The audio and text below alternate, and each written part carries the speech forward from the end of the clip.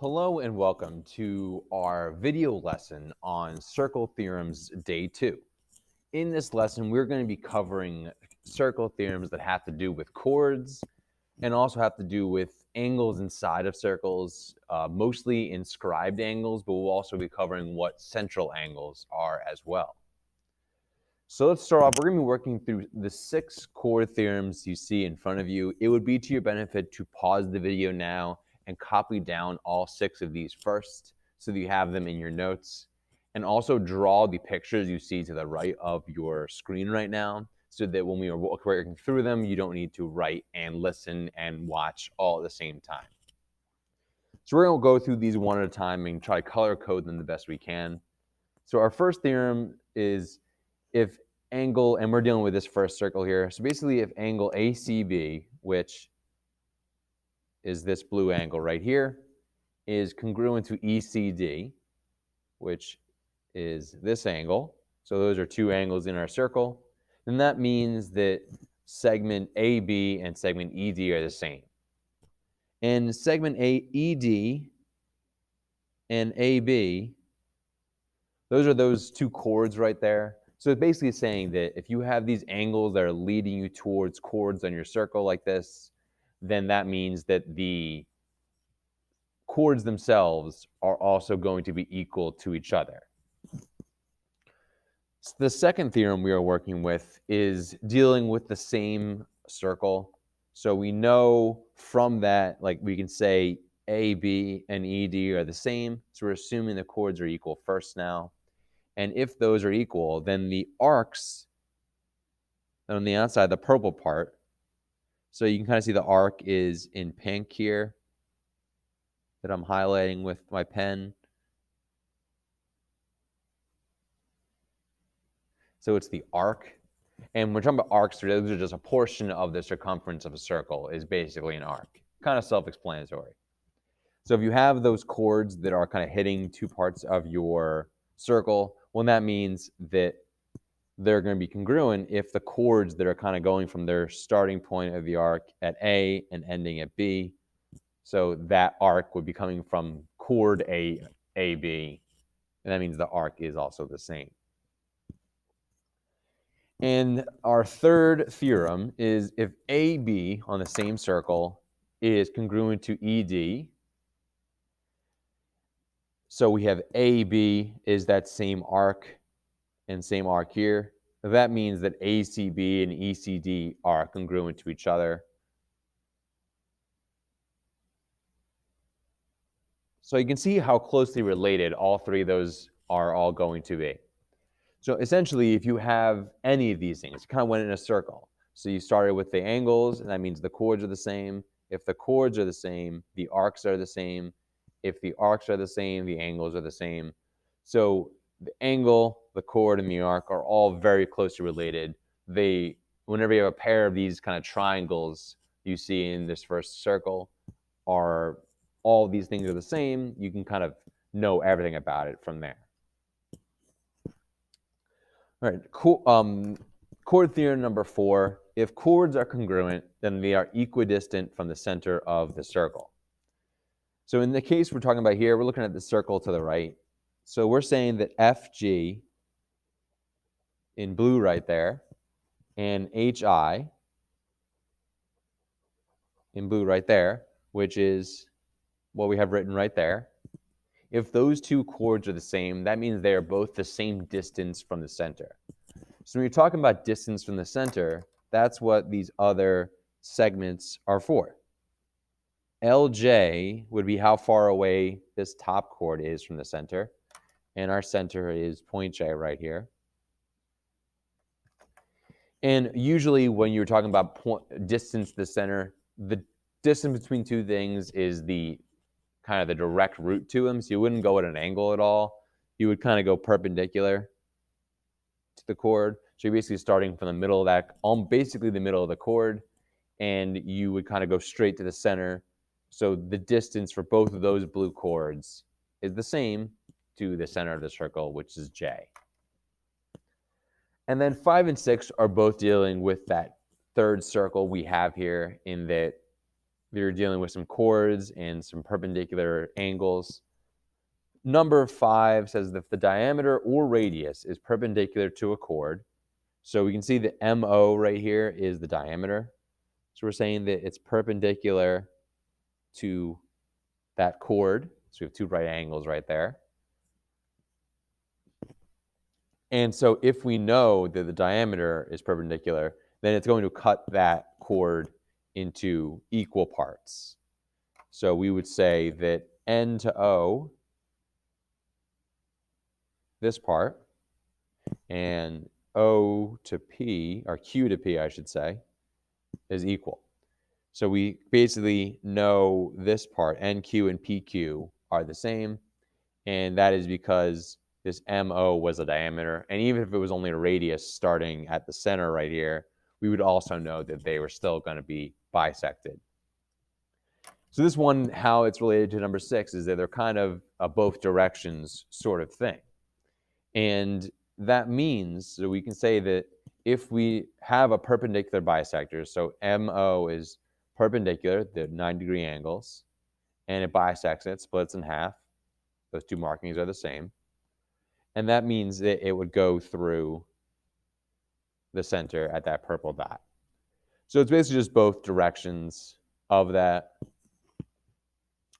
And just as another thought there, that's not really as important, the NO and PO, those 2 arcs here, so NO and PO right there, that's also true, but that's going to be a little bit less important. So that covers our 6 chord theorems with the pictures to go along with it, with all of our geometry markings. Make sure you have written down all 6 of these and written down all 3 of the pictures as well. And you obviously notice that like 1, 2, and 3 sort of go together. And then 4 is sort of by itself. And then 5 and 6 are going together as well. And that's how you can group them. Moving to examples 1 and 2 that we'll walk through together. So starting with example number 1, we have a right triangle here, and we have the center of our circle is O, and we know that 6.8 from B to O is the radius of our circle. So BA is not a radius, not starting at the center, and O to Y is not a full radius, so we don't use that 6.8 again there. We will know some information in that we know that O to Y is 4, for instance. So if we're going to try to find our answer here, we need to think about what sort of things we need to find. So we want to think about what theorems we're going to use. So we can see that we have a radius that is kind of hitting a chord. So that should kind of sound like this theorem here. So we have a radius or diameter hitting a chord. So if it is a perpendicular, so if the diameter radius is perpendicular to a chord, which we have in our problem, as the radius is going right towards it, that is perpendicular. We know, and we can make it a radius, we just extend it. We don't know how long that blue section is, but it's still going to be the same part of the radius. So we know, based on this 6th one, that we're going through the center, it bisects the chord, so that means that BY and AY are congruent. So you may want to write that. BY congruent to AY. That's our first piece of information. So we just need to get BY first, and we can do that by using the Pythagorean theorem for what we reviewed yesterday. So we can do 6.8 squared would equal 4 squared plus BY squared. And so we can do 6.8 squared minus 4 squared. And that would leave us with BY squared. Going to our calculator, BY 6.8 squared minus 4 squared equals 30.24 is BY squared. And that means if we square root that answer, that BY is equal to about 5.5 rounded. And we already know that BY and AY are the same. So if I double 5.5, I'm going to get 11 for BA, or in this case, we just say AB. And that is our answer. Moving to example 2, let's start with AB. So we know we're finding from A to B. So that is a chord length. So we know that chord DE is 4 away from the center, and chord AB is 4 away from the center. So that brings us to our fourth one. If our chords are congruent, then they are equidistant from the center, and that works both directions. So we would basically be finding our AB would be the same. So it would still be 7 and 7, and these are not drawn to scale. So and we know that, so we could say AB and DE are 4 from center. So AB is congruent to DE. So now if we do want to try to find AO, we would have to kind of draw an extra line here, there. And we would have to remember that when you have a radius, which is starting at point O, it's going through the center, and that's going to be perpendicular to this chord.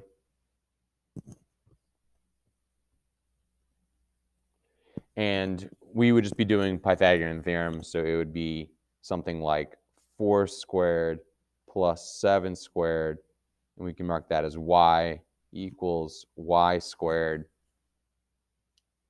And we can just solve that for y. So 4 squared plus 7 squared is 65, and the square root of 65 equals 8.1 approximately.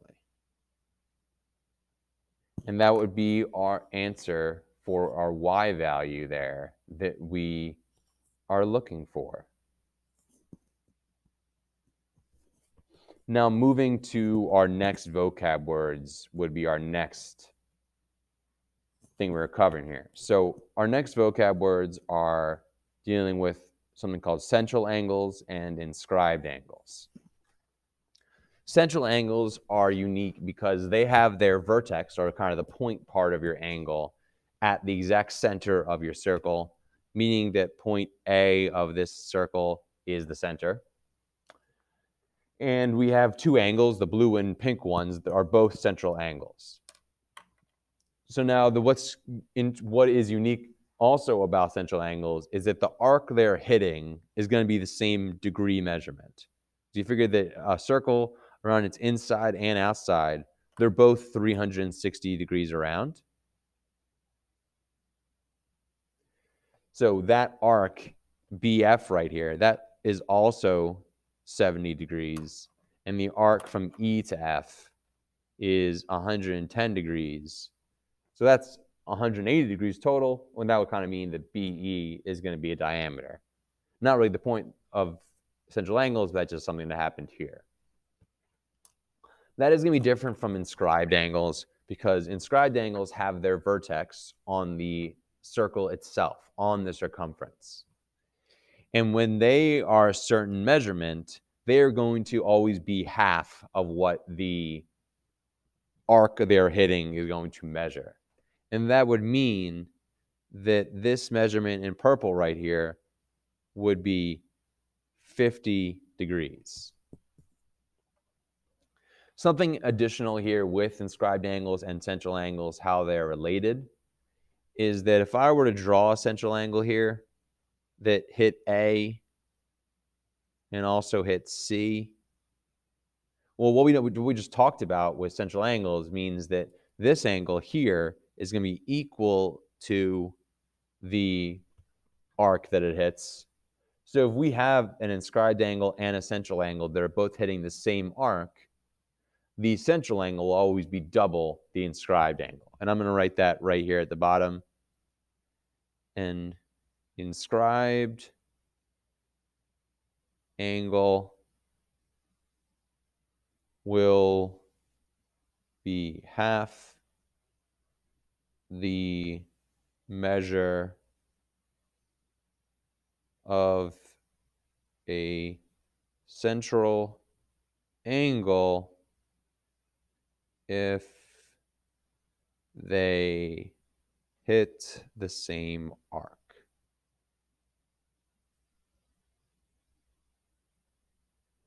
And that takes care of our inscribed angle and central angle vocabulary. Make sure to pause the video here and write down everything we have in front of us and the pictures that go along with it so that you are prepared for our coming theorems using mostly inscribed angles.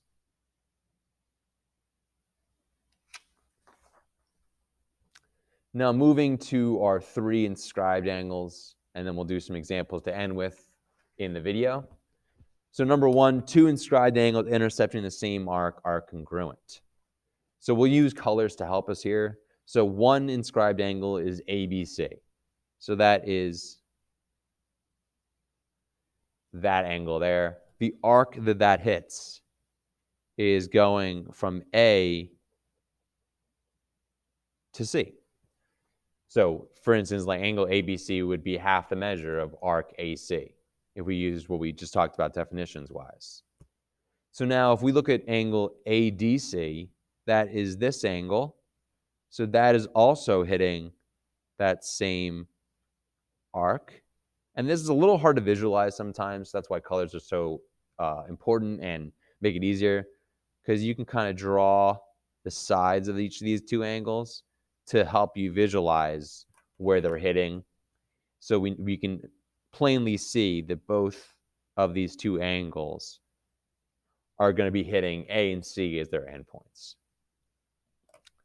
Number 2, if a quadrilateral is inscribed in a circle, then the opposite angles are supplementary. We've talked about the word inscribed before, but generally whenever you have the word inscribed, that means that you are putting the shape inside of something. Usually it's a circle, but not 100% of the time. So you can see this quadrilateral A, B, C, E is inside of our circle with all 4 vertices on the circle. And they've got to be right on the circle. And we can plot those points A, B, C, and E to show that. Now, if we wanted to kind of show that, so B and E right there, so those 2 angles kind of here and here, those are supplementary to each other. You can see how they're definitely not equal. And then alternatively, C and A are not going to be equal to each other. So the angles opposite from each other are going to be supplementary. And you can kind of use inscribed angles to understand that a little bit if you wanted to look a little deeper into it, because you can kind of see how like angle C will go from B to E on the circle, and then A would go from B to E the other way around. So you can imagine that they would kind of come together to add up to a full circle for their arcs, and half of that would be 180. Last theorem of the video says that an angle inscribed in a semicircle is 90 degrees. First clarifying thing about this is that a semicircle, it technically means exactly half of a circle. Like semi-annually means like twice 2 in a year. So semicircle would be kind of 2 halves basically. And so that is really all that kind of makes that work. So the reason why that works is that it's basically hitting an arc that's going from A to C. And we know that this is a diameter in the middle here. This pink line is a diameter.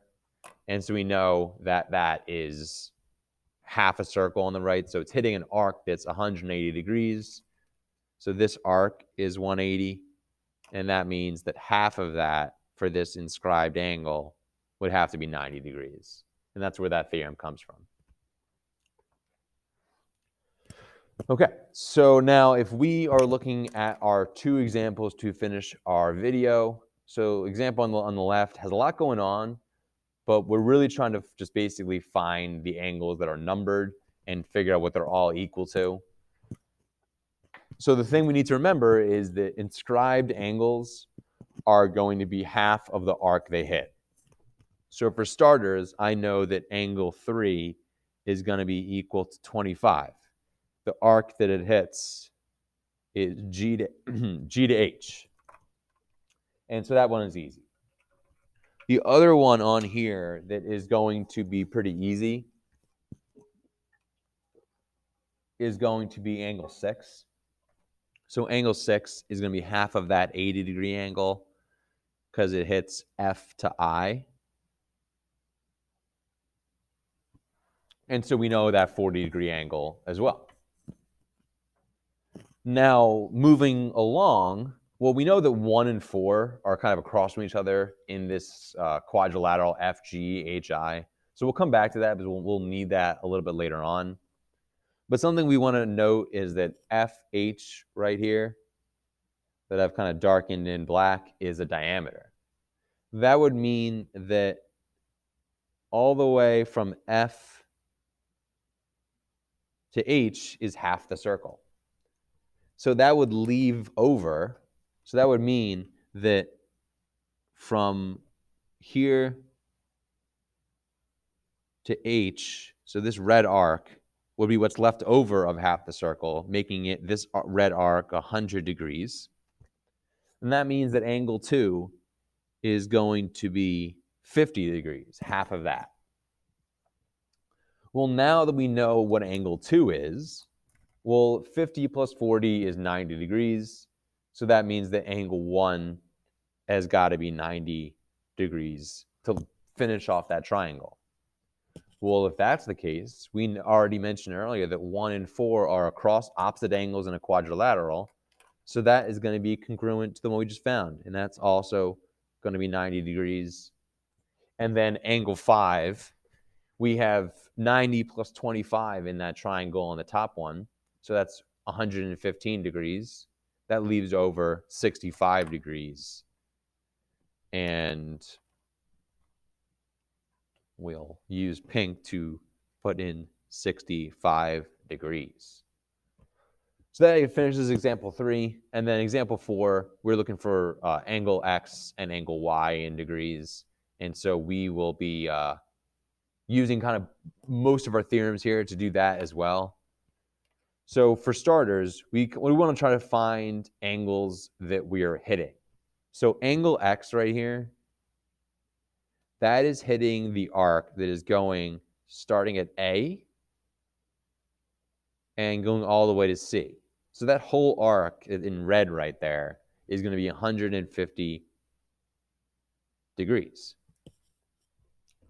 So if that's the case, well, we know that we're going to have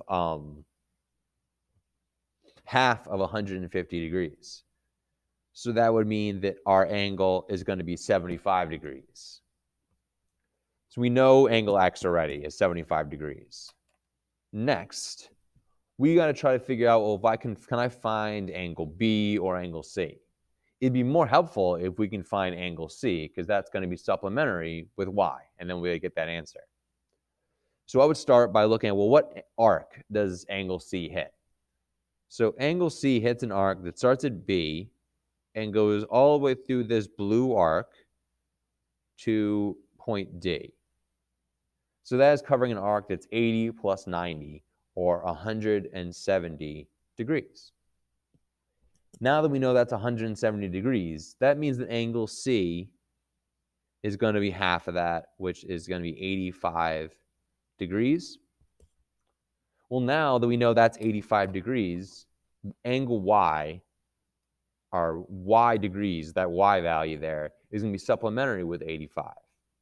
180 minus 85 equals 95 degrees. And that completes our last example for our notes in this video, and it completes our video for day 2 of our circle theorems. Thank you for watching.